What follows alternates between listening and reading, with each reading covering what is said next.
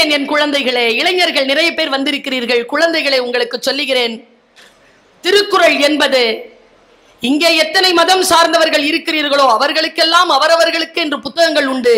தமிழர் இனத்துக்கு இருக்கக்கூடிய ஒரே மறை திருக்குறள் தான். அந்த திருக்குறளை எப்படி போதி மரமாக எடுத்துக்கொள்வது? நான் எப்பொழுதோ வாசிக்கிறேன் ஒரு குறளை, அதற்கான விளக்கம் வேறு வேறு நிலைகளில் வேறு வேறு விஷயங்களை எனக்கு தந்துவிட்டு போகிறது. அதற்கு பெயர் தானே வேதம். இன்னைக்கு காலையில ஒரு பத்திரிக்கை வந்தது, எல்லாரும் படிச்சிட்டீங்க. நாளைக்கு காலையில இன்னொரு பத்திரிக்கை வரும் புதுசா. அப்பாவோ அம்மாவோ காஃபி குடிச்சிட்டு பத்திரிக்கையை படிப்பாங்க. அப்ப நேத்து பத்திரிக்கையை படிப்பாங்களா, இன்னைக்கு பத்திரிக்கையை படிப்பாங்களா? சொல்லுங்க, எந்த பத்திரிக்கையை படிப்பாங்க? இன்னைக்கு பத்திரிக்கை. ஏன் நேத்து பத்திரிக்கையை படிக்க மாட்டாங்க? சூப்பர், அது பழைய செய்தி. நான் ஒன்னு கேட்கிறேன், நேத்து வந்த பேப்பரே பழைய செய்திங்கிறோமே, 2500 வருஷத்துக்கு முன்னால தானே எழுதனா? எவ்வளவு பழைய செய்தி டெய்லி டெய்லி படிக்கணும்? இன்னைக்கு இல்ல, இன்னும் லட்ச ஆண்டுகள் போனாலும் வரக்கூடிய மனித இனம் படிப்பதற்கான அத்தனை விழுமியங்களையும் கொண்டிருக்கக்கூடிய போதி மரம் திருக்குறள். நான் பெண் விடுதலை பேசக்கூடியவள். மகளிர் தினம் வருகிறது, மார்ச் 8.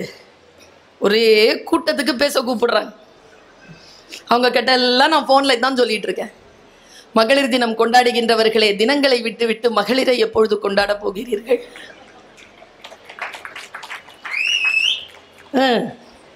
விசில் அடிக்கிறவன் பையன். மகளிரை கொண்டாடுவது என்றால் என்ன? நான் ஒரு குறள் சொல்லுகிறேன், நீங்க திருப்பி சொல்லிடுவீங்க அந்த முழு குறளை. தெய்வம் தொழாள் கொழுநன் தொழுதெழுவாள். என்ன அர்த்தம்ப்பா? என்ன அர்த்தம்? சாமிலாம் கும்பிட மாட்டா, இந்த ஆம்பளைங்க இருக்காங்களே அவங்களை குறை சொல்லி கம்ஃபர்ட் ஜோன்ல அவங்க இருக்கிறதுக்கு நம்மள அப்படிதான் வச்சிருப்பாங்க. மாறுபட்டு சிந்திச்சோன்னு வச்சுக்கோங்களேன், பெண் விடுதலையை பற்றி பேசினால் அவர்களுக்கு எதிராக பேசுவதாக அவர்களுக்கு விசில் அடிச்சால தம்பி. பெண் விடுதலை என்பது ஏன் ஆண்களுக்கு எதிரானதாக இருக்கிறது என்றால், அவர்கள் விடுதலை அடைவது ஆண்கள் என்கின்ற அந்த சிந்தனைக்கான அந்த அடிமை தலையில் இருந்து தானே. அதனால்தான் அவங்களுக்கு வலிக்குது. சொல்றேன் பாருங்க, தெய்வம் தொழாள் கொழுநன் தொழுதெழுவாள், பெய்யன பெய்யும் மழை என்றால் கணவனை தொழக்கூடியவள், தெய்வத்தை கூட தொழாதவள்.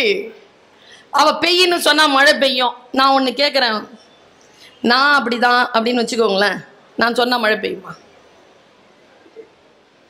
எங்க அம்மா சொன்ன பெய்யுமா? என்ன சார் கோவமா பாத்திக்கிறீங்க?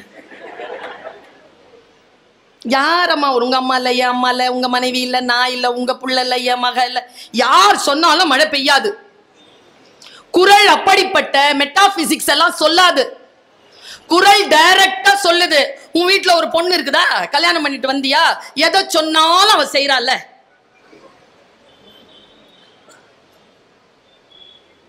நாளும் கிழமையும் நலிந்தோருக்கு இல்லை, ஞாயிற்றுக்கிழமை பெண்களுக்கு இல்லை. எப்படி எப்பவுமே இப்படி ஃப்ரெஷ்ஷா இருக்கிற பாராட்டுகின்ற மேனேஜர், ஏய் உன்னாலதான் எல்லாம் நல்லது நடக்குது தெரியுமா, நீ என் வாழ்க்கையில வந்ததுல இருந்து தான்.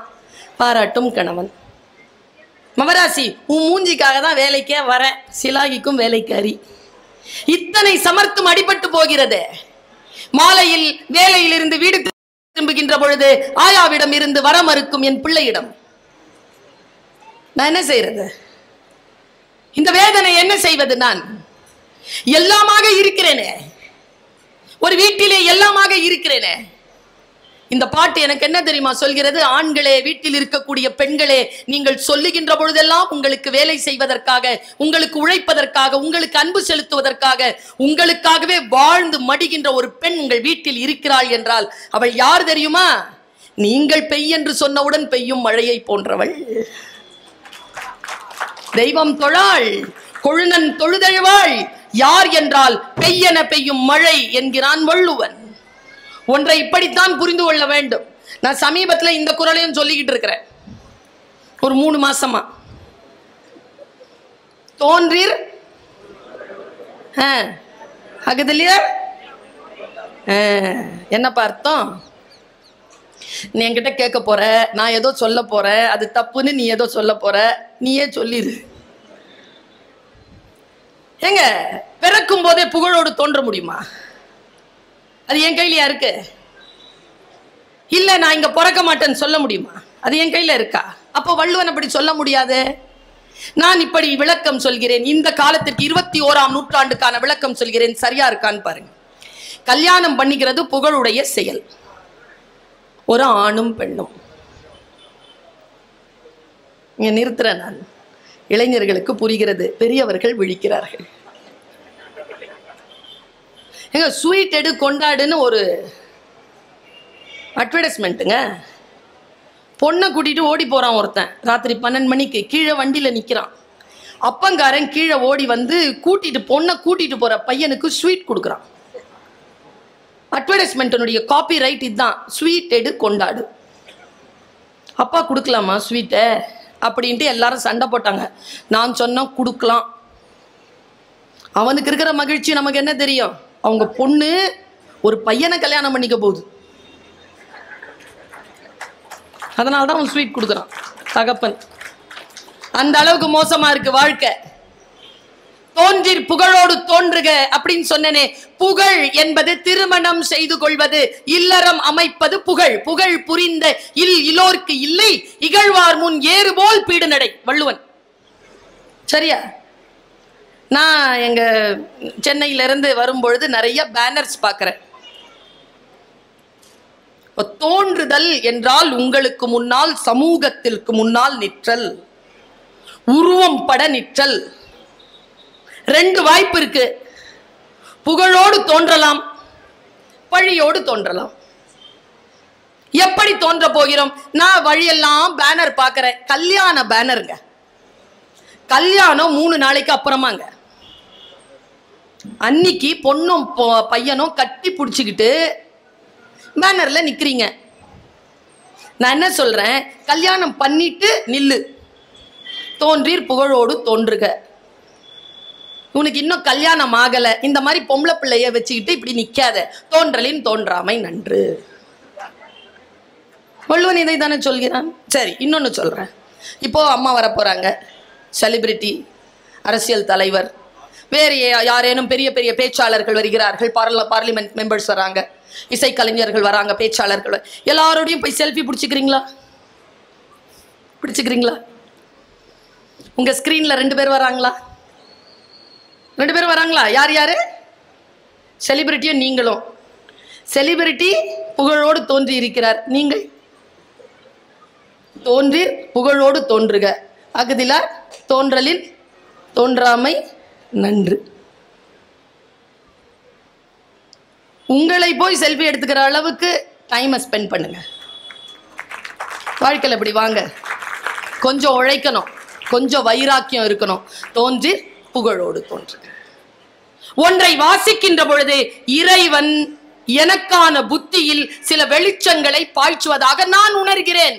முந்தா நேத்து ஒரு புத்தகம் படிச்சேன். திமு அப்துல் காதர் எழுதிய ஒரு கம்பன் கழகத்துல கொடுத்தாங்க ஒரு புக்கு.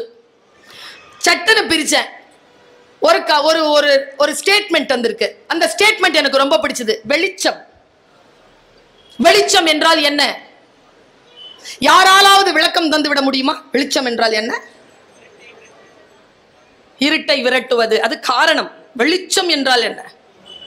அது செய்யும் வேலையை சொல்கிறீர்கள். வெளிச்சம் என்றால் என்ன? பாப்லோ நெருடாவிடம் கேட்டார்கள் வெளிச்சம் என்றால் என்ன என்று. அவன் சொல்லுகிறான், I cannot explain what is light, but some extent I can say the light is a shadow of God. அது இறைவனின் நிழல் என்று பேசுகிறார். இறைவனின் நிழல் தான் வெளிச்சம் என்று பாப்லோ நெருடா சொல்கிறான். ஐன்ஸ்டீன் கருவில் இருக்கக்கூடிய குழந்தைக்கு எப்படி ஆறும் கடலும் மலையும் இயற்கையும் தெரியாதோ அப்படி இந்த பூலோகத்தில் இருக்கக்கூடிய மனிதனுக்கு கடவுள் என்றால் என்ன என்று தெரியாது என்று பேசுகிறார்.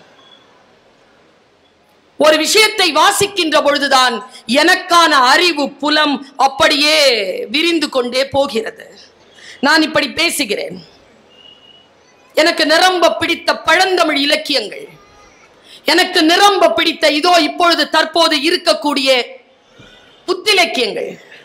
நான் சமீபத்தில் அழகிய பெரியவனை வாசித்துக் கொண்டிருக்கிறேன். அவருடைய தீட்டு என்கின்ற குறுநாவல், யாம் சில அரிசி வேண்டினோம் என்ற அவருடைய நாவல், வல்லிசை என்கின்ற அவருடைய நாவல், ஞாபக விலங்கு என்கின்ற அவருடைய புத்தகம் வாசித்துக் கொண்டிருக்கிறேன். ஜெயமோகனுடையது முழுமையாக வாசிக்கின்ற பயிற்சி கொண்டவள் நான்.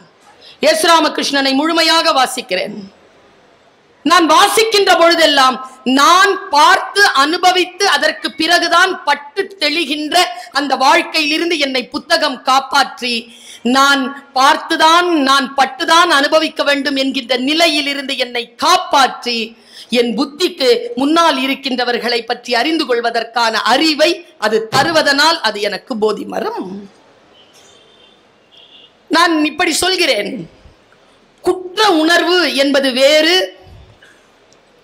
குற்றம் என்பது வேறு. குற்றத்திற்கு தண்டனை உண்டு, குற்ற உணர்விற்கு தண்டனை உண்டா? உங்கள் ஆன்மாதான் அதற்கு தண்டனை தரும், உங்கள் வாழ்க்கை தான் அதற்கு தண்டனை தரும்.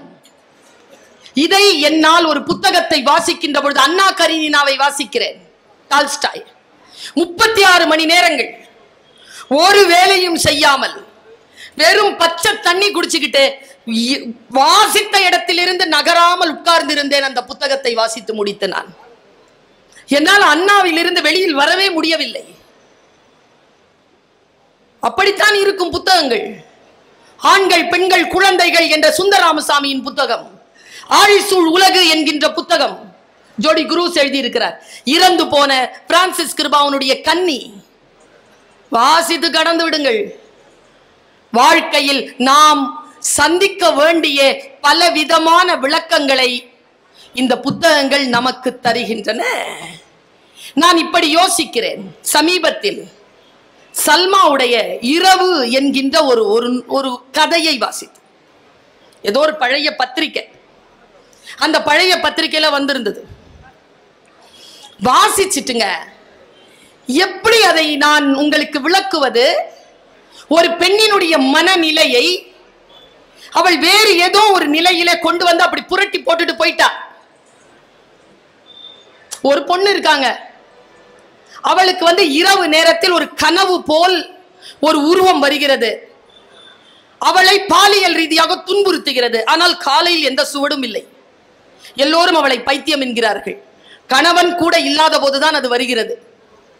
எல்லோரும் சொல்கிறார்கள், அந்த இடத்துல ஒருத்தன் தூக்கு போட்டு செத்துட்டான், அந்த மாதிரி தான் இருக்கு, அதனால் நாங்களே வேலையை அந்த இடத்த காலி பண்ணிட்டோம்னு கூட இருக்கிறவங்களாம் பேசுறாங்க. நான் ரொம்ப ஆழமா அதை படிச்சுட்டே போனேன். முழுக்க சொல்வதற்கு நேரம் இல்லை, சுருக்கமாக சொல்கிறேன். கணவனிடத்தில் சொல்கிறாள், கணவன் ஒரு சாடிஸ்ட், தான் வேண்டும் என்பதற்காக அவள் அப்படி செய்கிறாள் என்பதற்காக அவளை 10 நாள் 15 நாள் விட்டுட்டு போறான். வீட்டில் இருக்கக்கூடிய மாமியாரும் மதிப்பாள் இல்லை, சின்ன குழந்தை கையில வச்சிருக்கா. என்ன பண்றதுன்னு தெரியல, நெஞ்செல்லாம் திகிலோடு ஒவ்வொரு இரவும் அவள் கழிக்கிறாள். ஒரு கட்டத்துல வேற வாய்ப்பே கிடையாது, யாரும் இவளுக்கு விடுதலை தரமாட்டார்கள் என்று முடிவு செய்துவிட்டு அவள் அன்றைக்கு ஒரு வேலையை செய்கிறாள். அப்படி முடிகிறது அந்த கதை. சரியா தவறா என்று நான் சொல்ல வரவில்லை. ஒரு கதை ஒரு பெண்ணினுடைய மனதை வாசிப்பதற்கு ஏதோ ஒரு வகையில் துணை செய்யலாம் என்பதற்காக சொல்லுகிறேன். அவள் என்ன செய்கிறாள்? காலையில் எழுந்து குளிச்சுட்டு சமையல் வேலையெல்லாம் முடிச்சுட்டு அழகா உட்காந்து பாட்டு கேட்கிறா. மனதிற்கு பிடித்த மலரை வாங்குகிறாள், பின்னி வச்சுக்கிறா. குழந்தைய பால் கொடுத்து தூங்க வைக்கிறா. சரியா மணி 6. இரவு உணவை எல்லாம் மாமியாருக்கு எல்லாம் எடுத்து வைத்து விட்டு, கணவன் வீட்டில் இல்லை, எடுத்து வைத்து விட்டு அந்த அறைக்குள் போய் கதவை மூடிக்கொண்டு அந்த கனவு ஆணுக்காக காத்திருக்க தொடங்கினாள் என்று சொல்லி முடிக்கிறாள் அந்த கதையை. நான் பயந்து போனேங்க. ஒரு பெண்ணை அச்சுறுத்தாதீர்கள். அவளை அச்சுறுத்தினால் துன்புறுத்துவது வேறு, அச்சுறுத்துவது வேறு. அவளை அச்சுறுத்தினால் அவள் நீங்கள் விரும்பாத, நீங்கள் அதிர்ச்சிக்குள்ளாகின்ற எல்லா வேலையையும் இயல்பாக செய்ய தொடங்குவாள் என்று அந்த பெண் மனம் அந்த கதையில் சொல்லி முடிக்கிறது. என்னுடைய பாதத்திலிருந்து நிலம் நவிழ்கிறது. இமயம் எழுதிய துபாய் மாப்பிள்ளை முடிந்தால் படித்து விடுங்கள். ஒவ்வொரு கதையும் நமக்கு எதை சொல்கிறது? ஒவ்வொரு பாடமும் நமக்கு எதை சொல்கிறது? என்னுடைய வாழ்க்கையில் நான் இந்த மனதை, இந்த உடலை, இந்த வாழ்க்கையை நான் எப்படி எதிர்கொள்வது என்பதனை எனக்கு கற்றுத் தருகிறது. அதனால் தான் வாசிப்பு பழக்கம் என்கிறோம். இளைஞர்கள் இருக்கிறீர்கள், உங்களுக்கு நான் சொல்லுகிறேன், சாஃப்ட் ஸ்கில்ஸ் இருக்கு. சாஃப்ட் ஸ்கில்ஸ்ல லிசனிங், ரீடிங், ஸ்பீக்கிங், ரைட்டிங் இருக்கு. அதுல ரொம்ப முக்கியமானது லேர்னிங், கற்றுக்கொள்வது. இந்த போதி மரம் நமக்கு இந்த உலகத்தின் ஏதோ ஒரு சூட்சுமத்தை கற்றுக் கொடுக்கிறது. அந்த கற்றுக்கொள்வதற்காகத்தான் நாம் இங்கே கூடியிருக்கிறோம். 10 நாளைக்கு முன்னாடி தான் ஒரு புத்தகம், இப்போ அந்த புத்தகம் கிட்டத்தட்ட ஒரு 4-5 மாதங்கள் தான் இருக்கும். த சாங் ஆஃப் த செல் அப்படின்னு ஒரு ஆங்கில புத்தகம், சித்தார்த் முகர்ஜி எழுதிய ஒரு புத்தகம். அதுக்கு முன்னாடி அந்த சித்தார்த் முகர்ஜி தான் முதல்ல அவர் ஒரு த எம்பரர் ஆஃப் மெலடிஸ் என்று ஒரு புத்தகம் எழுதியிருந்தார். அந்த எம்பரர் ஆஃப் மெலடிஸ் முழுக்க புற்றுநோயை பற்றிய வரலாறு பற்றின ஒரு புத்தகம். அந்த புத்தகம் படித்ததுக்கு அப்புறம் தான் பல விஷயங்கள் எப்படியெல்லாம் அந்த புற்றுநோய் காலகாலமாக படிக்கப்பட்டது, பார்க்கப்பட்டது, அதுக்கான மருந்துகள் என்ன, இன்னைக்கு எப்படி வளர்ச்சி இருக்கு. அந்த புத்தகத்தை படித்ததுக்கு அப்புறம் தான் நான் ஆனந்த விகடனில் அப்போ என்னை ஒரு தொடர் எழுத கேட்டப்ப நான் உயிர் பிழை என்ற ஒரு தொடரை எழுதினேன். முழுக்க புற்றுநோயை பற்றிய அந்த புத்தகம், அந்த தொடர் எழுதுவதற்கான மூல நூல் அந்த சித்தார்த் முகர்ஜி எழுதிய அந்த எம்பரர் ஆஃப் மெலடிஸ். அந்த புத்தகத்துக்கு அப்புறம் அடுத்த புத்தகம் இப்போ அவர் போட்டார், த சாங் ஆஃப் த செல் அப்படின்னு சொல்லி ஒரு செல்களை பற்றி. அது இப்போ நான் வாசித்து கொண்டு தான் இருக்கேன், முழுசாக படிக்கல. அவ்வளவு பியூட்டிஃபுல் புக் அந்த புக். அதில் எதுக்கு நான் இதை உங்களிடம் இப்போ சொல்கிறேன் அப்படின்னா, ஒரு சிந்தனையாளன், ஒரு அறிவியலாளன் எப்படியெல்லாம் யோசிக்கிறான் அப்படிங்கிறதுக்கு ஒரே ஒரு சின்ன அந்த அந்த கட்டுரையில் உள்ள ஒரு சம்பவத்தை உங்கள்கிட்ட பகிரணும்னு நினைக்கிறேன். செல்கள் எல்லாம் நமக்கு தெரியும். நமக்கு இப்போ வெள்ளணம் இருக்குது, சிவப்பணம் இருக்குது, இரத்த தட்டுக்கள் இருக்குது. இதெல்லாம் ஸ்டெம் செல்ல இருந்து, ஒரு செல்ல இருந்து தாய் செல்ல இருந்து புரோஜெனிட்டார் செல் வரும். புரோஜெனிட்டார் செல்ல இருந்து சிவப்பணு, வெள்ளணு, தட்டை, இரத்த தட்டுக்கள் இப்படிலாம் பிரிஞ்சு வரும். எது முதல்ல வந்தது, எது அதுக்கப்புறம் வந்துச்சு, இப்படி ஒரு ஆய்வுகள் 1800களில் தெரியாது. அப்போ ஒரு பேராசிரியர் ஒருத்தர் கிட்டத்தட்ட 30-40 வருஷமா அவர் ஆராய்ந்துட்டு இருக்கிறார். ஒரு வெள்ளணுக்களினுடைய வகையை எப்படி வந்தது, எதிலிருந்து வந்தது என்று அவருக்கு தெரியல. தன் வாழ்க்கையில் அவர் நடந்த ஒரு விஷயத்த 2 ப்ரொஃபசர்ஸ் ஒரு டீ குடிக்க போயிட்டு இருக்காங்க. அந்த டீ குடிக்க போகிறப்ப அவர் சொல்கிறாரு, என் வாழ்க்கையில் ஒரு பெரிய சம்பவம் நடந்துச்சு. என்ன நடந்ததுன்னு கேட்குறாரு. நான் ரொம்ப நாளாக எங்கள் வீட்டில் 7-8 பேர், நான் தொடர்ந்து எனக்கு மூத்த ஒருத்தங்க, என்னோட பெரிய அக்கா, அவங்க தான் என்னை எல்லாம் வளர்த்துக்கிட்டே இருந்தாங்க. எங்கள் அம்மா ரொம்ப முதுமையில் போகும்போது, இனிமேல் இந்த அக்கா தாண்ட உன்னை பார்த்துப்பாங்க அப்படின்னு சொன்னாங்க. அப்போ ஏம்மா அப்படின்னு கேட்டப்ப, உனக்கு ஒரு உண்மை சொல்லணும், அவள் உனக்கு அக்கா கிடையாது, உங்கள் அம்மாவை அப்படின்னு சொன்னாங்களாம். இது நடந்த சம்பவம் 1800. ஏன் அப்படி நீ இவ்வளோ நாள் சொல்லலைன்னா, அந்த அக்காவுக்கு திருமணமாகி குழந்தை பிறந்துச்சு, அதுக்கப்புறம் அந்த கணவர் விட்டுட்டு போயிட்டாரு, சமூகம் ஏற்றுக்கொள்ளாது, அதனால் உன்னை எனக்கு பிறந்த ஒரு பையனாக வச்சுக்கிட்டு அவள் உன்னை நீ அக்கானே கூப்பிடுன்னு சொல்லி வளர்த்துட்டேன். உண்மையிலேயே அவள் உனக்கு அக்கா இல்லை, அம்மா அப்படின்னு சொல்கிறத ஒரு ப்ரொஃபஸர் ஒருத்தர் சொல்கிறார். இவருக்கு பளிச்சுன்னு மைண்டில் ஒன்று தோணுது, 2 செல் ஒரே மாதிரி இருக்கே, இந்த 2 செல்லும் அக்காவும் தம்பியாக இருக்கும்னு அவ்வளவு நாள் கருதி கொண்டிருந்தவர், இல்லை இது அக்கா தம்பி செல் இல்லை, இதுக்கு மூத்தது வேற ஒரு புரோஜெனிட்டார்ல இருந்து வந்ததுங்கிற ஒரு மிகப்பெரிய ஆய்வை இந்த 2 பேராசிரியர்கள் பேசி கொண்டதிலிருந்து கற்றுக்கொண்டோம் அப்படின்னு அவர் எழுதுறார். எவ்வளவு, அதாவது ஒரு அறிவியல் புத்தகம், பயாலஜி படித்தவங்க, மருத்துவர்களுக்கு ரொம்ப பிடிச்சமான புத்தகமாக இருக்கும். ஆனால் அவர்கள் கூட ரசித்து படிக்கக்கூடிய அளவில் அப்படி அந்த சாங் ஆஃப் த செல் அப்படின்னு 780 ரூபாய் நம்ம நான் வாங்கும்போது, அது இங்கே கண்டிப்பாக இங்கே இதில் இருக்கும். இது மாதிரி நூல்களை வாசிக்கும் போது தான் நம் உடல் நலத்தை எப்படி வச்சுக்கணும், நமக்கு என்ன நடந்து கொண்டிருக்கிறது, உலகத்தில் என்ன நடந்து கொண்டிருக்கிறது என்பதை நாம் புரிந்து கொள்ளணும். புவி வெப்படைதலை பற்றி நம்ம தெரியணும். இன்றைக்கி நாம் இங்கே பேசி கொண்டிருக்கிற இதே நேரத்தில் ராஷ்டிரபதி பவனில் ஒரு மிகப்பெரிய கூட்டம் நடந்து கொண்டிருக்கிறது. 6:30 மணிக்கு ஆரம்பிச்சிருக்காங்க இன்றைக்கி. அங்கேயும் என்னன்னா, அந்த ரைசினா டயலாக் 2023 அப்படின்னு ஒரு பெரிய நிகழ்வு. ரைசினா டயலாக்ங்கிறது அப்சர்வர் ஃபவுண்டேஷன் ஒரு பெரிய இன்டலெக்சுவல் திங்க் டேங்க் குரூப் வருஷம் இந்தியாவில் நடத்தக்கூடிய மிகப்பெரிய காங்கிரஸ். நம்மளுடைய பிரதம மந்திரி தான் துவக்கி வைக்கிறாங்க. அதில் பங்கேற்பதற்காக இத்தாலியிலிருந்து அதனுடைய பிரதமர் டாக்டர் மிலானி அவங்க வந்திருக்காங்க. ஜியோர்ஜியா மிலானி இன்னைக்கு அதை அட்டன் பண்ணியிருக்காங்க. என்ன பேசுகிறார்கள் தெரியுமா? பல விஷயங்களை பேசுகிறாங்க. ரொம்ப முக்கியமான ஒரு உரை கிளைமேட் சேஞ்சை பற்றி. இனிமேல் அவர் அதுக்கு வந்து முன்னுரை வந்து நம்மளுடைய வெளியுறவுத்துறை அமைச்சர் ஜெய்சங்கர் ஒரு முன்னுரை எழுதியிருக்காரு. அதில் சும்மா நேரமாகவும் அதை படித்து பார்த்து கொண்டிருந்தப்ப அவர் எழுதுறாரு, இவ்வளோ நாள் சும்மா விளையாட்டாக நம்ம கிளைமேட் சேஞ்சுக்கு என்ன செய்யலாம் நினச்சிட்டு இருக்கோம், இனிமேல் விளையாட்டாக இருக்க முடியாது. அது பெரிய அளவில் பேராபத்தை பல நாடுகளுக்கு கொண்டு போக போகுது. அந்த நாடுகளுக்குள்ள நடந்து அந்த வந்து தொழிலில் என்ன பிரச்சனையை உண்டாக்கும், உடல்நலத்தில் என்ன பிரச்சனையை உண்டாக்கும், இதெல்லாம் நம்ம தெரியல அப்படின்னா ஒரு பெரிய அளவில் அச்சுறுத்தலை நாம் ஒரு பெரிய ட்ரிமர்ஸை உண்டாக்கும், பெரிய டர்புலன்ஸ் இந்த உலகில் நடக்க போகிறது அப்படிங்கிறத வந்து அவர் அந்த இந்த கருத்தரங்கில் விவாதிப்பதற்கான ஒரு விஷயமாக அதில் எழுதியிருக்கிறார்கள். கிளைமேட் சேஞ்சுங்கிறப்ப நம்மெல்லாம் நினைக்கிறோம், நம்ம வந்து புவி வெப்படைதல் யாரோ பேசிகிட்டு இருக்காங்கப்பா, ஏதோ பேப்பர்ல எல்லாம் போடுறாங்க, அது என்ன செய்ய போகுது அப்படின்னு நம்ம நினைக்கிறோம். ஆனால் உண்மையில் என்ன நடந்து கொண்டிருக்கிறது என்பதை நாம் உணரலை. ஒரு ஜியோடாமின் அப்படின்னு பூலகின் நண்பர்களில் ஒரு முக்கியமான எழுத்தாளர், ஒரு சின்ன ஒரு அழகான புத்தகம் எழுதியிருக்கிறார், பிழைத்தலும் வாழ்தலும். அந்த புத்தகம், அந்த பிழைத்தலும் வாழ்தலும், பிழைக்க போகிறோமா வாழ போகிறோமா அந்த உலகத்தில், பிழைத்திருப்போம்ல நம்மளாம் வாழணும். அந்த பிழைத்தலும் வாழ்தலும் தொடரில் ஒரு கட்டுரையில் அவர் எழுதுறாரு. என்ன சொல்றாருன்னா, ஒரு பாத்திரத்தில் தண்ணி நிறைய எடுத்துக்கோங்க, தண்ணி நிறைய நல்லா குளிர்ந்த தண்ணி எடுத்து அதில் 2 தவளையை விட்டுட்டு அதை கொண்டு போய் அடுப்பில் வச்சிங்கன்னு வைங்க, ஒன்றுமே தெரியாது, தவளை பாட்டு குடிச்சு விளையாண்டுக்கிட்டு இருக்கும், ஜாலியாக இருக்கும். ஒரு 10 நிமிஷம் 15 நிமிஷம் கழித்து தண்ணி நல்லா கொதிக்க ஆரம்பித்தோடனே தவளைக்கு முதல்ல ஏதோ மசாஜ் போட்ட மாதிரி இருக்கும், எல்லாம் வெது வெதுன்னு தண்ணியாக இருக்குது அப்படின்ட்டு அப்படி எப்படி திரும்பிக்கிட்டு இருக்கும். இன்னும் கொஞ்சம் நேரம் கழிச்சு தண்ணி தரன்னு கொதிக்கும் போது அந்த தவளை தப்பிக்க நினைத்தால் கூட குதித்து வெளியே வர முடியாது, கொஞ்ச நேரம் கழிச்சு வெந்து செத்து போகும். நாம் எல்லாம் இப்பொழுது அதே தவளைகளாகத்தான் நான் இருந்து கொண்டு இருக்கிறோம். இந்த பூமி வெப்பம் அடைந்து கொண்டு இருக்கிறது.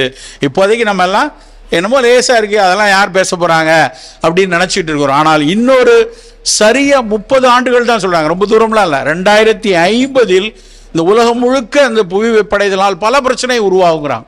இந்த அனீமியாவை பற்றி சொன்னேன், முன்னாடிலாம் இவ்வளவு சோகை இல்லை, இப்போ ஏன் இந்த ரத்த சோகை அதிகமாக இருக்கும்போது ஒரு ஆசிரியர் எழுதுறாரு, முன்னாடி இருந்த கத்திரிக்காய்க்கும் இன்னைக்கு இருக்கிற கத்திரிக்காய்க்கும், முன்னாடி இருந்த கோழிக்கு இப்போ இருக்கிற கோழிக்கும், முன்னாடி இருந்த புடலங்காய் முருங்கைக்காய்க்கும் இப்போ 40 வருஷமாக பிறகுற முருங்கைக்காய்க்கும் கோழிக்கும் அத்தனையிலும் அதனுடைய நியூட்ரிஷனல் ஃபேக்டர்ஸ் 15% மேலே குறைஞ்சிருச்சுங்கிறார். மற்ற எல்லாத்தையும் விடுங்க, இயற்கை உரம் செயற்கை உரம்லாம் ரெண்டாவது, இயல்பாகவே இந்த காய்கறிகள் பழங்கள் கீரைகள் அத்தனையினுடைய சத்துக்களும் 20% மேலே குறைஞ்சிருச்சு. அப்போ ஏற்கனவே குறைந்து கொண்டிருக்கிறது, நாமும் அதை குறைவாக அந்த உணவை எடுத்துக்கொண்டிருக்கிறோம். நாமும் அதுக்கான அக்கறைகள் இல்லைன்னா ஒவ்வொரு நோய்களாக நம்மை வந்து கதவை தட்டி கொண்டே இருக்கும். நண்பர்களே, நாம் பல விஷயங்களை போய் படம் பார்க்கலாம், இல்லை வேற வந்து உட்கார்ந்து புறம் பேசிட்டு கதை பேசிட்டு என்ன வேணாலும் இருக்கலாம். ஆனால் நம் உடல் நலத்திற்கான அக்கறைகளை தேடித்தான் ஆக வேண்டும். இரத்த சோகையில் நம்முடைய தேடல், நம் மெனக்கடல் இரத்த சோகையில் முதலில் துவங்கட்டும். அடுத்து ரொம்ப ரொம்ப முக்கியமானது, திரும்ப இந்த கோவிட் காலத்தில் பல விஷயங்கள் மருத்துவ உலகம் கொடுத்துருக்கு. ரொம்ப முக்கியமான விஷயம் என்ன தெரியுமா? வெகு சமீபத்தில் வந்த ஒரு மருத்துவ ஆய்வு அறிக்கை, 2006 2022 வரைக்கும் சர்க்கரை வியாதியில் நடந்த மரணங்கள், புதிய சர்க்கரை நோயாளிகள், சர்க்கரை நோயினால் வரக்கூடிய பிற சிறுநீரக கோளாறு, பக்கவாதம், இதையெல்லாம் வச்சு 2006 2022 வரைக்கும் ஸ்டடி பண்ணி லான்செட்டில் ஒரு பேப்பர் பப்ளிஷ் ஆயிருக்கு. லான்செட் அப்படிங்கிறது மருத்துவ உலகில் மிக மிக முக்கியமான ஒரு பத்திரிகை. அவங்க என்ன சொல்லியிருக்காங்க தெரியுமா? 2006 ஏறிக்கிட்டே இருக்குது, இது எல்லாருக்கும் தெரிஞ்சது. சர்க்கரை வியாதி கூடிக்கிட்டே இருக்குது. ஆனால் இந்த 2020 21 22 தடால்னு ஒரு ஸ்பைக் வந்திருக்கு. அந்த கோவிடில் கொரோனா வைரஸ்க்கு ஒரு ஸ்பைக் பார்த்தோமே, அதே மாதிரி இந்த சர்க்கரை வியாதி மிக அதிக அளவில் கூடியிருக்கிறது கடந்த 2-3 ஆண்டுகளில். எதனால் என்று ஆராய வேண்டும் என்று அந்த கட்டுரை முடிகிறது. புதிய IDDM, அதாவது insulin dependent diabetic, juvenile diabetic, குழந்தைகளுக்கு வரக்கூடிய சர்க்கரை நோய் கூடியிருக்கிறது. புதிதாக திடீர்னு கூடியிருக்கு. அவர் எழுதுகிறார் அந்த விவாதத்தில், என்ன எழுதுறாங்கன்னா, அந்த ஹேர்ட் இம்யூனிட்டி, நமக்கெல்லாம் ஏற்பட்ட அந்த திரள் நோய் காப்பு, நம்ம தடுப்பூசி போட்டுக்கொண்டதாலோ இல்லை நோய் தொற்று பெற்றதாலோ இல்லை சமூகத்தில் அது பரவுதலில் ஏற்பட்ட அந்த புதுசாக வந்த ஆன்டிபாடிஸ் இருக்கு இல்லையா, அந்த புதிதாக இரத்தத்திற்குள் நுழைந்த அந்த ஆன்டிபாடிஸ் ஒருவேளை நம் சர்க்கரையை கையாளுவதில் நம் உடலுக்கு ஒரு அச்சுறுத்தலை கொடுக்கிறதோ என்கிற ஒரு ஐயத்தை அவர்கள் கிளப்பியிருக்கிறார்.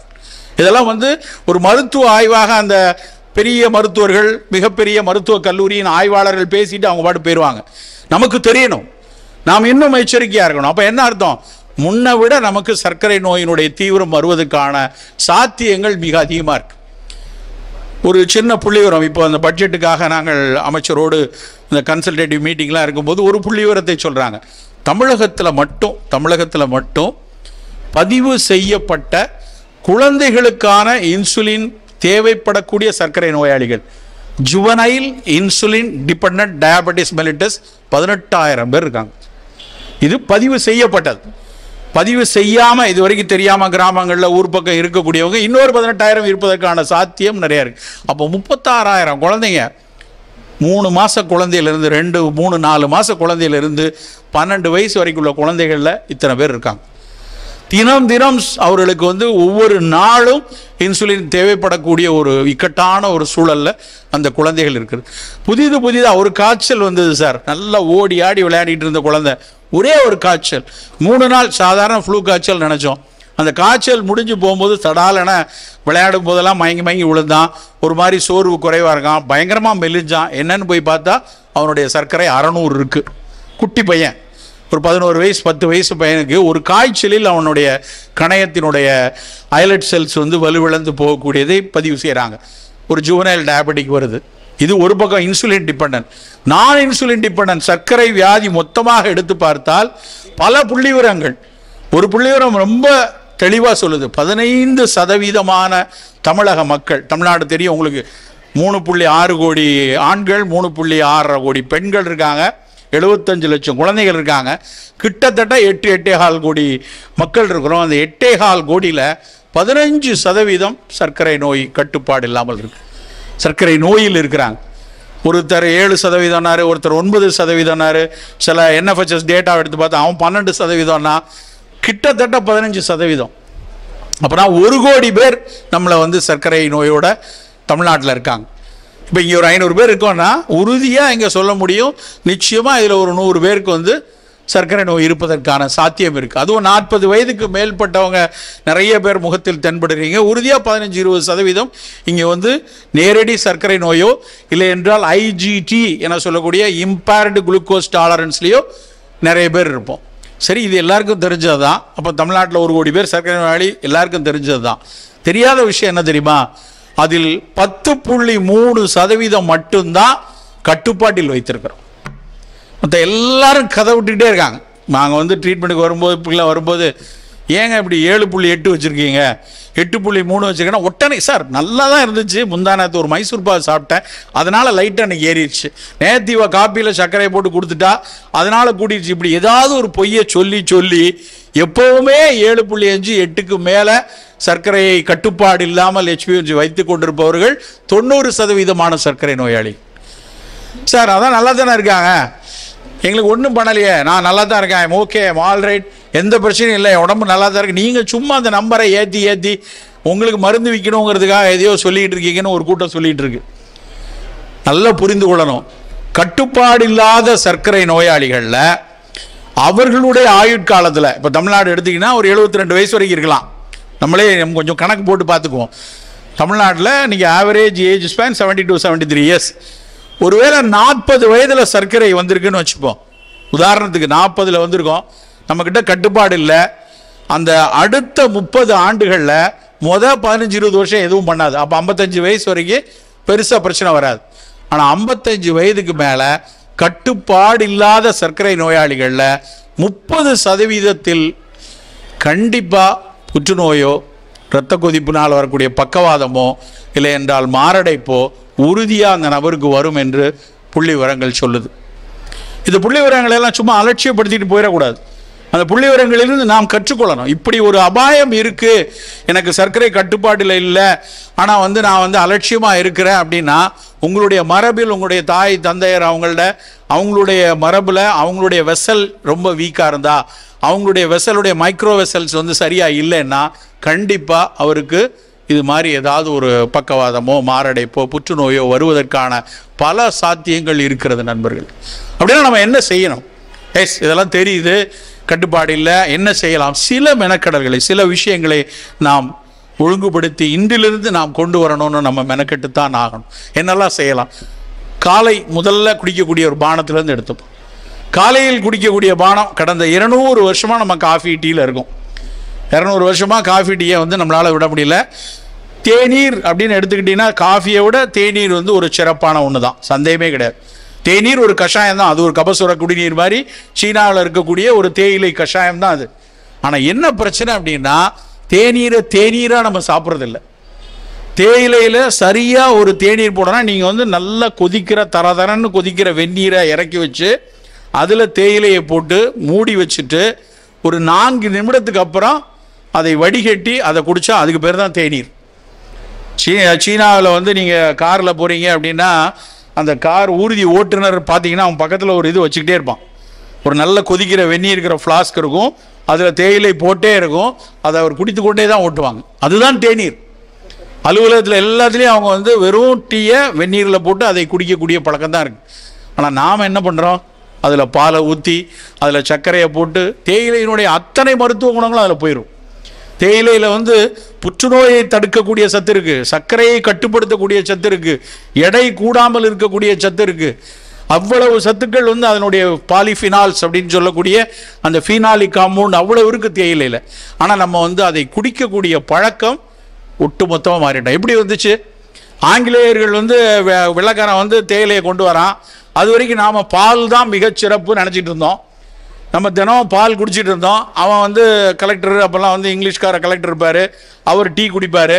குடிக்கும்போது பக்கத்தில் இருக்கிற ஃபர்ஸ்ட் ஆஃபீஸர் நம்ம தமிழ்நாட்டில் இருக்க ஒருத்தர் பக்கத்தில் ஒருத்தர் இருப்பார், அவருக்கு சார் நீங்களும் குடிங்க அப்படின்னு ஒரு கப் கொடுப்பாரு. இவருக்கு பக்குன்னு இருக்கும். நம்ம வீட்டில் பால் தானே மிகச்சிறப்புன்னு சொல்லியிருக்காங்க, இவர் வேற துரை டீ கொடுக்குறாரு, வேண்டான்னு சொல்லிடக்கூடாது அப்படின்னு அந்த டீயையும் இவர் பாலையும் ஒன்றா மிக்ஸ் பண்ணி அப்படி உலகத்திலேயே தேநீரில் பால் ஊற்றி குடிக்கிற ஒரே கூட்டம் நம்ம தமிழ் கூட்டம் மட்டும்தான்.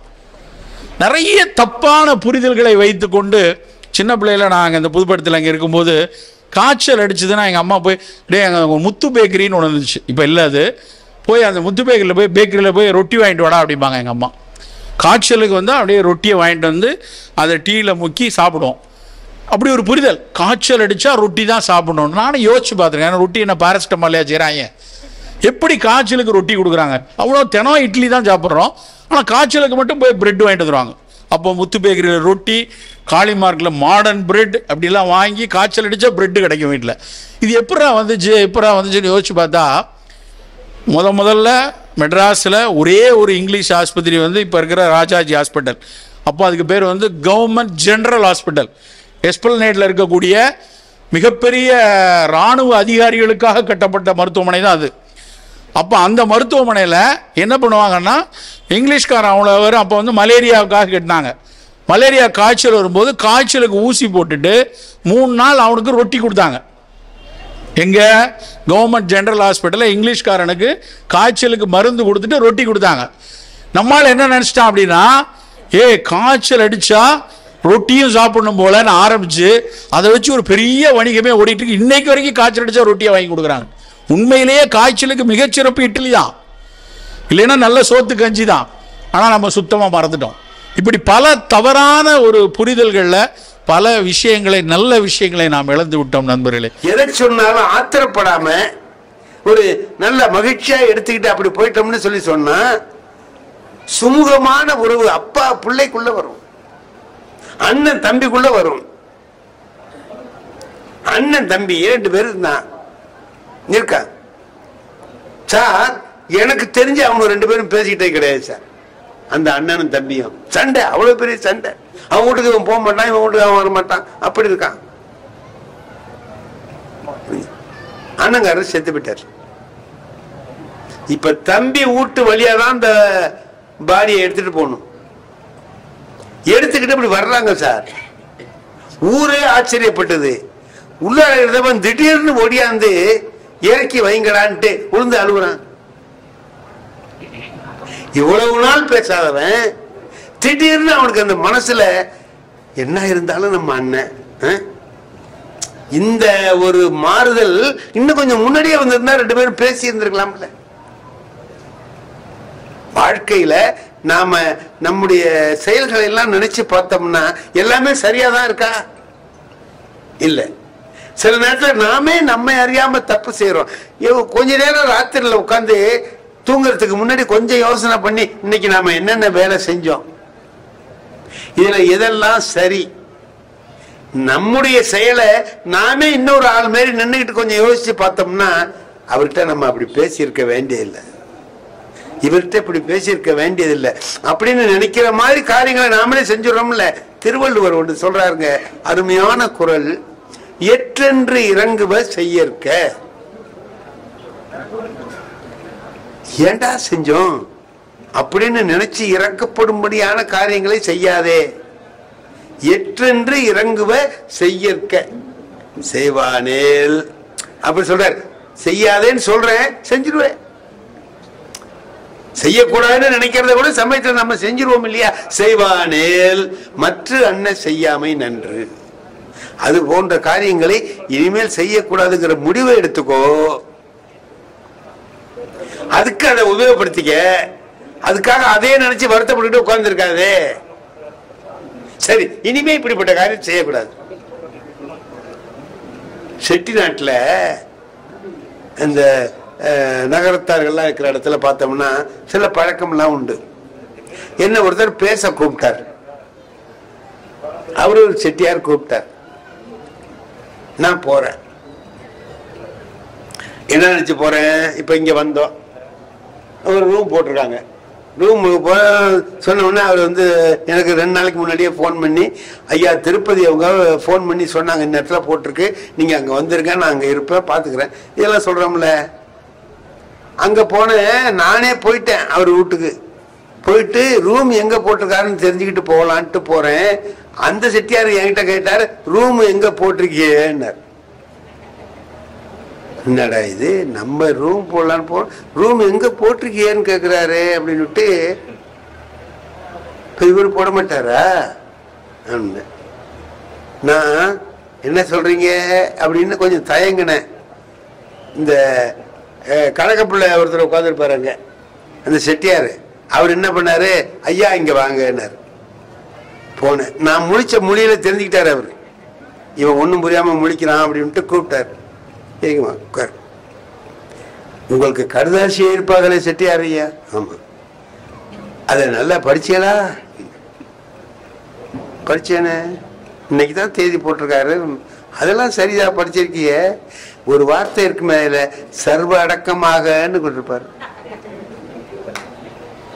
சர்வ அடக்கமாக இவ்வளவு ரூபாய் தரேன்னு எழுதியிருக்காரு. இந்த சர்வ அடக்கம்னா என்னன்னு அர்த்தம்னா, எல்லாம் அதுலதான். நீ இது வேற செய்வான், அது வேற செய்வான், எல்லாம் நீ தான் பண்ணிக்கணும். அது எல்லாத்துக்கும் சேர்த்து தான் சர்வ அடக்கமாக ஒரு வார்த்தை போட்டு. எனக்கு அது தெரியல. அந்த செட்டிநாடு பக்கம் போனீங்கன்னா உங்களுக்கு பல விஷயங்கள் தெரிஞ்சுக்கலாம். நம்ம இப்ப இதை என்ன சொல்லுவீங்க, பந்தல்னு தான் சார் சொல்லுவீங்க. இத பந்தல்னு சொல்லுவோம்ல, கல்யாண வீட்டுல போட்டிருக்கிறது அதுவும் பந்தல் தானே. நான் அப்படிதான் சொன்னேன். ஒரு கல்யாண வீட்டுக்கு போயிருக்கேன், அவர்கிட்ட சொன்னேன், அவர் எங்க உங்க கூட்டாளி பந்தல்ல நிக்கிறாருன்னு சொன்னேன். சொல்லாதீங்க, பந்தல்னு சொல்லாதீங்க. என்ன ஏங்க, என்ன இங்க பந்தல்னு சொல்லக்கூடாது, என்ன விஷயம் அப்படின்னா, அப்ப அது என்ன சொல்றதுன்னா காவணம்னு சொல்லணும். காவணம்னு சொல்லணும். பந்தல்னா துக்கம் நடந்த வீட்டுல போடுறதுக்கு பேர் தான் பந்தல். இதுக்கு காவணம்னு பேரு. நல்ல காரியம் நடக்கிற வீட்டுல வந்து அந்த வார்த்தையை சொல்லாது. எனக்கு அப்பதான் தெரிஞ்சது, எங்க ஊர்ல எல்லாத்துக்கும் பந்தல் தான் நாங்க சொல்லுவோம். அவங்க காவணம்ங்கிறது அருமையான தமிழ் சொல். அந்த சொல்ல அவங்க பயன்படுத்துறாங்க, அது நல்லா இருந்துச்சு. அதுக்கு பிறகு நான் அங்க போனேன்னா காவணம்னு தான் சொல்றது. இப்ப என்ன வாய் தவறி துக்க வீட்டுல போட்டுக்கிறதையும் காவணம்னு சொல்லிடுறேன் நான் பட்டுக்கிறேன். அதாவது அதுக்கு சொல்லக்கூடாதுயா, இதுக்கு தான் சொல்லணும் அப்படின்னு சொல்றேன். நாம நம்முடைய வாழ்க்கையை அமைத்துக் கொள்ளுகிற பொழுது இதுல அமைவது என்ன அப்படின்னு பார்த்தோம்னா, நம்முடைய வாழ்க்கையை சிறப்பாக அமைத்து கொண்டு அடுத்த வேலையை பார்க்கணும். என் காலை நல்லா ஊனிட்டு அடுத்தவனுக்கு உதவி செய்யணும். நான் இந்த மாதிரி ஏறி வர்றதெல்லாம் இப்ப கொஞ்சம் கஷ்டமா இருக்கு, எனக்கு முடியல. பக்கத்துல யாராவது இருந்தா பிடிச்சிக்கிட்டு, என் உதவியாளர் ஒருத்தர் இருக்கிறார் வீரமணின்னு, அவர் பெரும்பாலும் பிடிச்சுக்குவாரு. அவர் பிடிக்கிறத பார்த்தா எனக்கு இவர் தள்ளி விட்டுருவாரோன்னு ஒரு பயமா இருக்கும். அது பிடிச்சிக்கிட்டு அப்படியே வருவாரு. ஏன் திருவாரூர்ல இந்த வர்த்தகர் சங்க கட்டடத்துல இருந்துச்சு. அங்கிருந்து இறங்கி வரும்போது இந்த பக்கம் ஒருத்தர் அந்த பக்கம் ஒருத்தர் பிடிச்சிக்கிட்டு தான் வந்தாரு. கடைசி படிக்கிட்ட வரும்போது அவங்களையும் மீறி நான் விழுந்துட்டேன். காலை இப்படி மடக்கிக்கிட்டு அதுல உட்காந்துட்டேன். அந்த கால் சரியா வர்றதுக்கு 2 மாசம் ஆச்சு. நான் அவங்க 2 பேரையும் கேட்டேன், ஏப்பா நீங்க என்ன காப்பாத்துறதுக்காக பிடிச்சிட்டு வந்தீங்களா இல்ல தள்ளி விடுறதுக்காக தள்ளிட்டு வந்தீங்களாடா அப்படின்னு. சார் எங்க பிடிச்சிட்டு இருந்ததெல்லாம் மீறிட்டு நீங்க விழுந்துட்டீங்க சார் அப்படின்னா. இப்ப ஒருத்தருடைய பாதுகாப்பு நமக்கு வேண்டியதா இருக்கு. எல்லாருடைய பாதுகாப்பு நமக்கு எல்லா நேரத்திலையும் வேண்டியதா இருக்கும். எவனும் தனித்து வாழ முடியாது. யாராலையும் சமுதாயத்துல தனித்து வாழ முடியாது. மற்றவர்களுடைய உதவியை பெற்றுத்தான் ஒவ்வொரு மனிதனுடைய வாழ்க்கையும் இருக்கும். முகமது நபி கிட்ட போய் கேட்கிறான், மற்றவங்களுக்கு சமைச்சிங்கன்னா நல்ல சமையல் சமைச்சா மற்றவங்களுக்கு கொடுத்துட்டு சாப்பிடுங்கன்னு சொல்றீங்களே, எத்தனை பேருக்கு கொடுக்கறதுன்னு கேட்கிறான். எவ்வளவு பேர் கொடுக்கறது அப்படின்னு கேட்கிறான். அதுக்கு நபி சொல்றாரு, நீ சமைக்கிற சமையலுடைய வாசம் எவ்வளவு தூரத்துக்கு போகுமோ அவ்வளவு பேருக்கும் கொடுன்னு சொல்றாரு. இந்த வாசம் எவ்வளவு தூரத்துல எட்டும். அப்ப அவங்க வீட்டுல சமைக்கிறாங்க, இன்னைக்கு பிரியாணி போடுறாங்க அப்படின்னு நினைச்சா அது வரைக்கும் உள்ளவங்களுக்கு நீ கொடு. அவனுக்கு இல்லாம இருக்கும்போது நீ வச்சுக்கிட்டு சாப்பிடாத. மகாத்மா காந்தி நிலத்தை நாங்க உழுகிறவர்களுக்கு கொடுத்துருவோம் அப்படின்னு ஒரு பேசியிருக்காரு. முதல்ல அந்த இந்தியா சுதந்திரம் அடைஞ்சதுக்கு பிறகு லூயி ஃபிஷர்னு ஒரு நிருபர் இங்கிலாந்துல இருந்து வந்தவன் அவர்கிட்ட கேட்கிறான், நீங்க இந்த மாதிரி முந்தைய தீர்மானம் போட்டிருக்கீங்களே, நிலம் இல்லாதவங்களுக்கு நிலத்தை எல்லாம் கொடுத்துருவோம்னு சொல்லியிருக்கீங்களே, இப்பதான் சுதந்திரம் அடைஞ்சிட்டது, நீங்க தானே சட்டம் போடுற இடத்துல இருக்கீங்க, கொடுப்பீங்களான்னு கேட்கிறான். அவரு ஆட்சியிலே இல்லை, அவரு தான் இருக்காரு. எல்லாரும் கொடுத்துருவீங்களா நிலத்தைன்னு அந்த லூயி ஃபிஷர் கேட்கிறான். காந்தி சொல்றார், எங்க நாட்டில் இருக்கிற மிராஸ்தார்கள்லாம் ரொம்ப நல்லவங்க, அவங்களாவே கொடுத்துருவாங்க. அவங்களாவே தாங்கிட்ட இருக்கிற அதிகப்படி நிலத்தை உழுகிறவர்களுக்கு கொடுத்துருவாங்க. லூயி ஃபிஷர் கேட்கிறான், கொடுக்கலன்னா கொடுத்துருவாங்கன்னு சொல்றீங்க, கொடுக்கலன்னா? காந்தி என்ன பதில் சொன்னார் தெரியுமா? அதுக்கு, உழுகிறவர்கள் தானாகவே அந்த நிலத்தை எடுத்துக்கொள்வார்கள். நான் கொடுக்கலன்னா இல்லாதவன் எப்பவும் பார்த்துக்கிட்டே இருக்க மாட்டான், ஒரு நாளைக்கு அதை எடுத்துட்டு போடுவான்ல. இதுதான் நம்ம புரட்சிங்கிறோம், இதுதான் புரட்சிங்கிறோம். இல்லாதவனை வச்சுக்கிட்டு ஒருத்த மட்டும் இருக்கிறவனா எப்ப பார்த்தாலும் இருக்கு. காந்தி கேட்கிறாரு, ஒரு காட்டுல உட்கார்ந்துருக்க, உன் கையில சாப்பாடு இருக்கு, இன்னொருத்தன் பசியோட உட்கார்ந்துருக்கான், அவனுக்கு கொடுக்காம உன்னால சாப்பிட முடியுமான்னு கேட்கிறார். காட்டுல, நாட்டுல மட்டும் நீ அதை செய்யறியா இல்லையா? ஏன் செய்யற? சமுதாய பாதுகாப்பு இருக்குங்கிற தைரியத்துல செய்யற. போலீஸு கேட்பாங்க, அவங்க கேட்பாங்க, நான் வச்சிருக்கிறத பிடிக்கிட்டு போயிட்டான்னு சொல்லலாம்னு. காட்டுல யார்கிட்ட போய் சொல்ல முடியும்? அப்ப அவனுக்கு கொடுத்துட்டுதான் சாப்பிடணுங்கிற. அதை நாட்டில் இருக்கும்போதும் உனக்கு அந்த புத்தி வேணும்பா அப்படின்னு சொல்லி சொல்றாரு. ஆகையினால நாம் வாழுகிற வாழ்க்கையில பார்த்தீங்கன்னா சிறப்பான வாழ்க்கை எது என்றால் எல்லோருக்கும் பகிர்ந்து உண்டு வாழுகிற வாழ்க்கை தான் மிகச் சிறப்பு. பகுத்துண்டு பல்லுயிர் ஓம்புதல் நூலோர் தொகுத்தவற்றுள் எல்லாம் தலை. இப்ப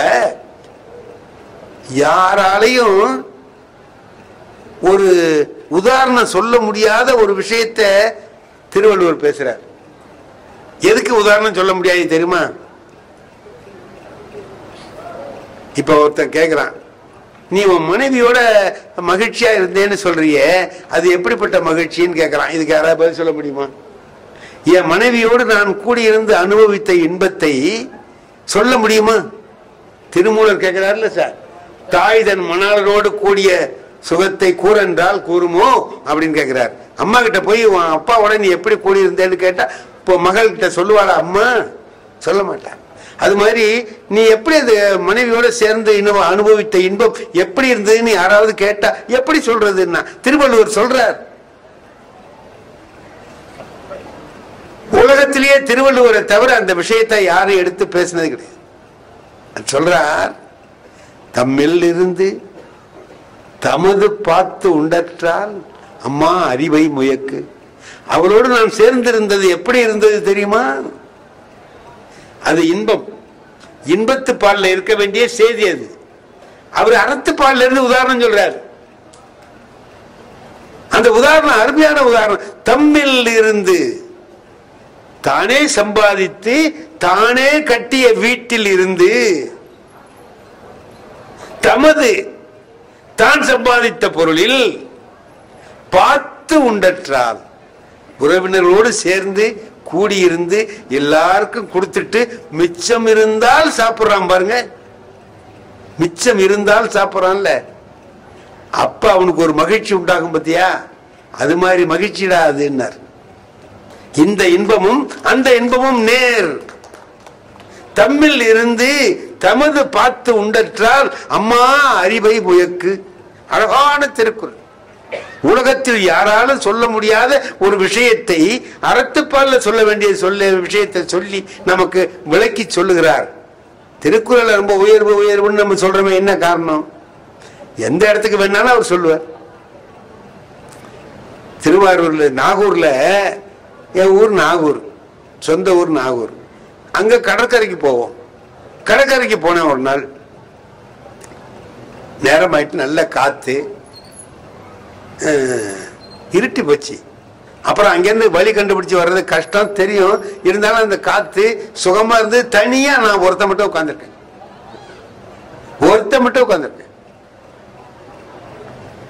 இப்ப பாக்குறேன் யாருமே இல்லை. சுத்தப்பட்ட கண்ணு கட்டிய தூரம் வரைக்கும் யாரும் இல்லை.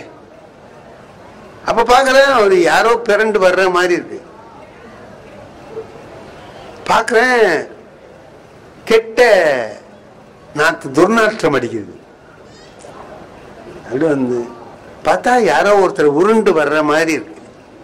நடக்க முடியாம உருண்டுகிட்டு வர்ற மாதிரி இருக்கு. வந்துட்டார். ஒரு மனித உருவம் தான் வந்தது. பார்த்தா நாத்தம், உடம்பு பூரா தொடு நோய், ரத்தமும் சீழுமா ஊத்துது. கிட்ட வந்துட்டார். நான் அப்படி பார்த்தேன். பசிக்குது, ஏதாவது இருந்தா கொடுன்னார்.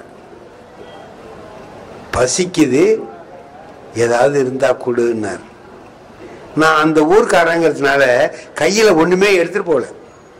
எனக்கு செலவுக்கு ஒண்ணு இல்லைங்கிறதுனால நான் வெறும் பையோட போயிருக்கேன். என் கையில காசு இல்லை, ஒண்ணு இல்லையான்னு. அவனுக்கு கோவம் வந்துட்டு, ஒன்னும் இல்லாம வந்திருப்பான் அப்படின்ட்டு, வெள்ளை செல்லையா இருக்கிற, ₹1 கூட இல்லையான்னு கேட்டான். இல்லையா,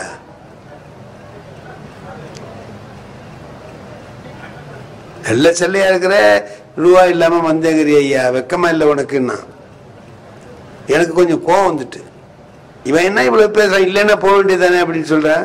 நான் நினைக்கிறேன், இல்ல இருந்தா கொடுக்கலாம், இல்ல என்ன பண்றது. நான் சொன்னேன், உன்னை காப்பாத்துறதுக்கு யாரும் கிடையாது, நீ யாரையும் காப்பாற்றவும் இல்லை, உன்னை நம்பியும் யாரும் இல்லை, யாரும் உனக்கு உதவி செய்யறதுக்கும் ஆள் கிடையாது. உடம்போ இவ்வளவு மோசமா இருக்கு, ஒவ்வொரு நாளும் வாழ்றது உனக்கு கஷ்டம். எய்தாப்புலதான் கடல் இருக்குல்ல, உழுந்து சாவேன்னு சொல்லக்கூடாது, சொல்லிட்டேன். இதுக்கு அவன் என்ன பதில் சொல்லலாம்? அவன் சொன்னான், ஏன் நீ சாவேன்னா.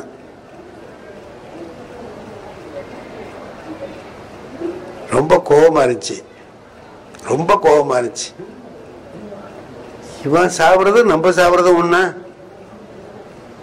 இவன் ஒரு அனாதையா இருக்கிறான், இவன் செத்து போறதுனால யாருக்கும் நஷ்டம் இல்லை.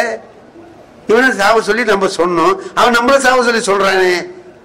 ஆத்திரமா இருந்துச்சு, எரிஞ்சிட்டேன் பட அப்படின்ட்டு கிளம்பி வந்துட்டேன். வந்து யோசனை பண்ணேன், இந்த அவன் என்ன இப்படி சொல்லிட்டானே, இப்படி சொல்லிட்டானே, நீ சாவேன்னு சொல்லிட்டானே அப்படின்னுட்டு. சார் கொஞ்ச நேரம் கழிச்சு பழிச்சுன்னு எனக்கு ஒரு நினைப்பு வந்தது. திருக்குறளை எடுத்து பாக்குறேன், திருவள்ளுவர் அதான் சொல்ற, அவன் சொன்னதான் சொல்றாரு திருவள்ளுவர். அவனை சாவ சொல்லல, என்னதான் சாவ சொல்றாரு. அடே, பிச்சைக்கார சொன்னது திருவள்ளுவருடைய வார்த்தையில சொல்லியிருக்காம, சாதலின் இன்னாதது இல்லை, அருமையான குரல். சாவது மாதிரி கொடுமையானது ஒண்ணுமே இல்லப்பா. சாதலின் இன்னாதது இல்லை, இனிது அதுவும். அது கூட இனிமே ஆகிடும். எப்ப தெரியுமா? ஈதல் ஏயாக்களை கொடுக்க முடியாத நிலைமை வரும்போது. கொடுக்க முடியாத நிலைமை வந்தவன நான் உணர்ந்து செத்துருக்கணுமே தவிர அவனை சாவுன்னு சொன்னது தப்பு என்ன திருவள்ளுவர் சொல்ற. கொடுக்க முடியாதவன் தான் சாகணுமே தவிர வாங்க வந்தவன் சாக வேண்டியதில்லைன்னு திருவள்ளுவர் சொல்றார். சாதலின் இன்னாதது இல்லை, எனிது அதுவும் ஈதல் ஏயாக்கடை. ஈதல் ஏயாத போது, முடியாத போது நீ செத்து போயிடலாம் அப்படின்னு சொல்ற. இப்ப நம்ம திருக்குறளை பார்த்தோம்னா நாம எப்படி வாழலாம், சரி எப்படி வாழ வைக்கிறது, இன்னொருத்தனை எப்படி வாழ வைக்கிறது, வாழலாமலேயே எவ்வளவு நேரம் ஆயிட்டு, இன்னும் வாழ வச்சோம்னா எவ்வளவு நேரம் ஆகும். இந்த தகவல் உங்களுக்கு பிடிச்சிருந்தா லைக் பண்ணுங்க, உங்க ஃப்ரெண்ட்ஸுக்கு ஷேர் பண்ணுங்க, மறக்காம எங்க சேனலுக்கு சப்ஸ்கிரைப் பண்ணுங்க.